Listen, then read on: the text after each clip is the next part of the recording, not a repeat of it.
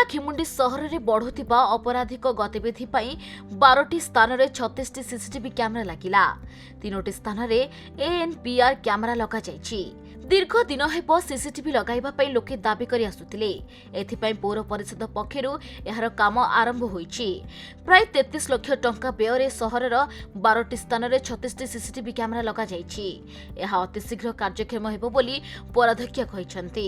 ଏଥର ପାରଳାଖେମୁଣ୍ଡି ସହରକୁ ଜଗିବ ସିସିଟିଭି। ବର୍ତ୍ତମାନ ସହରର ବିଭିନ୍ନ ଜନଗହଳିପୂର୍ଣ୍ଣ ସ୍ଥାନରେ କ୍ୟାମେରା ଖଞ୍ଜାଯାଇଥିବା ବେଳେ ଆଉ କିଛି ଦିନ ମଧ୍ୟରେ ଏହା କାର୍ଯ୍ୟକ୍ଷମ ହେବ।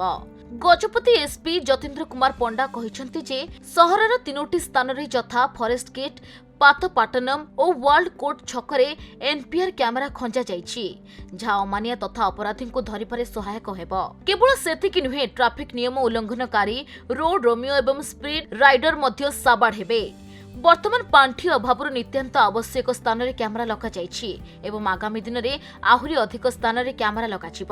ଦେଖନ୍ତୁ, ପାରଳାଖେମୁଣ୍ଡି ବାସିନ୍ଦାଙ୍କର ବହୁତ ଦିନର ପ୍ରତୀକ୍ଷା ରହିଥିଲା ଯେ ସହର ଭିତରେ ସିସିଟିଭି ବିଭିନ୍ନ ଜାଗାରେ ଲାଗିବା ପାଇଁ, ଯାହାକି ପାରଳାଖେମୁଣ୍ଡି ମ୍ୟୁନିସିପାଲିଟି ସହାୟତାରେ ଇନଷ୍ଟଲେସନ କାମ ଚାଲିଛି।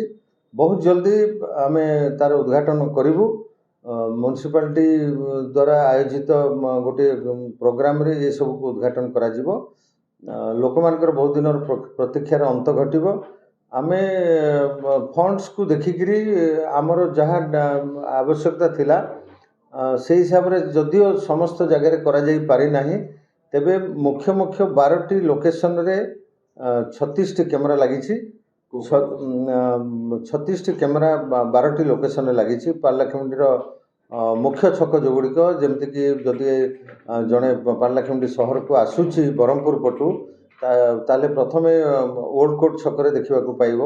ତାପରେ ଯେଉଁ ଓଲ୍ଡ ଫାୟାର ଷ୍ଟେସନ ଛକ ସେଠି ପାଇବେ, ପାଥପାଟନମ୍ ଛକରେ ପାଇବେ, ଆପଣ ପ୍ୟାଲେସ ଛକରେ ପାଇବେ, ମାର୍କେଟ ଛକରେ ପାଇବେ, ଓଲ୍ଡ କୋର୍ଟ ଛକରେ ପାଇବେ। ସେଇଭଳି ଆପଣଙ୍କର ଫରେଷ୍ଟ ଗେଟ୍, ପାଥପାଟନମ୍ ଏବଂ ଓଲ୍ଡ କୋର୍ଟ ଛକ, এই 3ଟି ଛକରେ ANPR ସିଷ୍ଟମ ଅର୍ଥାତ୍ automatic number plate reading system camera ରହିବ, ଯାହାଦ୍ୱାରା ଆମକୁ କ୍ରାଇମ୍ ଡିଟେକ୍ଟ କରିବାକୁ ଆଉ ଟିକେ ସୁବିଧା ହେଇଯିବ। ଆମେ କୌଣସି ଘଟଣା ଘଟିଲେ ଆମେ ବାଇକ୍ରେ ବା ଗାଡ଼ିରେ ଆସୁଥିବା ଲୋକଙ୍କର ନମ୍ବର ପ୍ଲେଟ୍କୁ ଆମେ ଜାଣିପାରିବୁ ଏବଂ ତାର କଣ୍ଟ୍ରୋଲ ରୁମ୍ ମଧ୍ୟ ରହିବ ଏହି ପାରଳାଖେମୁଣ୍ଡି ଥାନାରେ ହିଁ ରହିବ। ପାରଳାଖେମୁଣ୍ଡି ସହରକୁ ଆମେ ବହୁତ ଶୀଘ୍ର CCTV ଜରିଆରେ ପାରଳାଖେମୁଣ୍ଡିକୁ ଦିନ ରାତି ପୁଲିସ ଜଗିବା ପାଇଁ ସୁବିଧା ହେଇଯିବ। ଦୀର୍ଘ ଦିନର ଯାହାକି ଦାବି ଥିଲା ପାରଳାବାସୀଙ୍କର, ଯେହେତୁ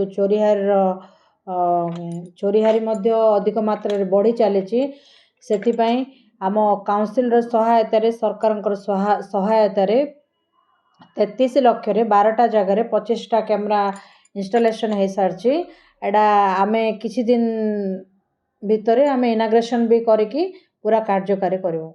ନିଶ୍ଚିତ ଭାବେ ବହୁତ ପୋଲିସକୁ ଗୋଟେ ବଡ଼ ସଫଳତା ମିଳିପାରେ କହିଲେ ଅତ୍ୟୁକ୍ତି ହେବ ନାହିଁ, ଯାହା ପାଇଁ ସେମାନେ ବହୁତ କଷ୍ଟକର ଯେଉଁ ଚୋରିହାରି କେସ୍ କି ଅନ୍ୟ କୌଣସି ତାଙ୍କର ଯାହା ବି ରିଲେଟେଡ୍ କେସ୍ ଗୁଡ଼ାକ ଯେଉଁ ସେମାନଙ୍କୁ ସଫଳ କରିବା ପାଇଁ ଯଦି ବିଫଳ ହୋଇପାରୁଥିଲେ, ଏବେ ନିଶ୍ଚିତ ଭାବେ ସେୟାର ସମ୍ମୁଖୀନ ହେବାକୁ ପଡ଼ିବନି।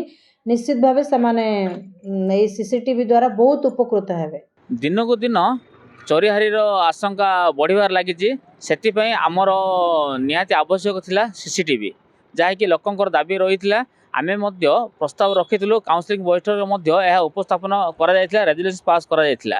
ଯାହା ହଉ ବିଳମ୍ବରେ ହେଲେ ମଧ୍ୟ ଏହା ଗୋଟିଏ ସ୍ୱାଗତଯୋଗ୍ୟ ପଦକ୍ଷେପ ବା ସମ୍ପୂର୍ଣ୍ଣ ହୋଇଛି।